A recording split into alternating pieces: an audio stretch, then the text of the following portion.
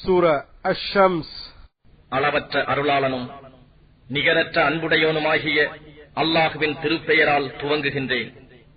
சூரியன் மீதும் அதன் பிரகாசத்தின் மீதும் சத்தியமாக, பின் அதனை தொடர்ந்து வரும் சந்திரன் மீதும் சத்தியமாக, சூரியனால் பகல் வெளியாகும் போது அதன் மீதும் சத்தியமாக, அப்பகலை மூடிக்கொள்ளும் இரவின் மீதும் சத்தியமாக, வானத்தின் மீதும் அதை அமைத்தவன் மீதும் சத்தியமாக, பூமியின் மீதும் இன்னும் அதை விரித்தவன் மீதும் சத்தியமாக, ஆத்மாவின் மீதும் அதை ஒழுங்குபடுத்தியவன் மீதும் சத்தியமாக.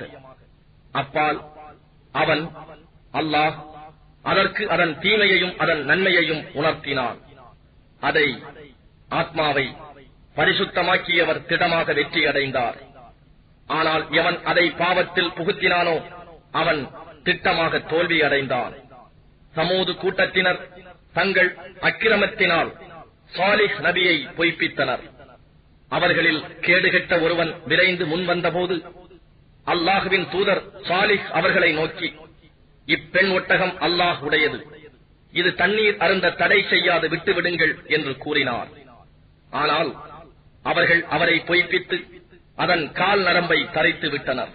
ஆகவே அவர்களின் இந்த பாவத்தின் காரணமாக அவர்களுடைய ரப்பு அவர்கள் மீது வேதனையை இறக்கி அவர்கள் யாவரையும் அழித்துச் சரியாக்கிவிட்டார். அதன் முடிவை பற்றி அவன் பயப்படவில்லை.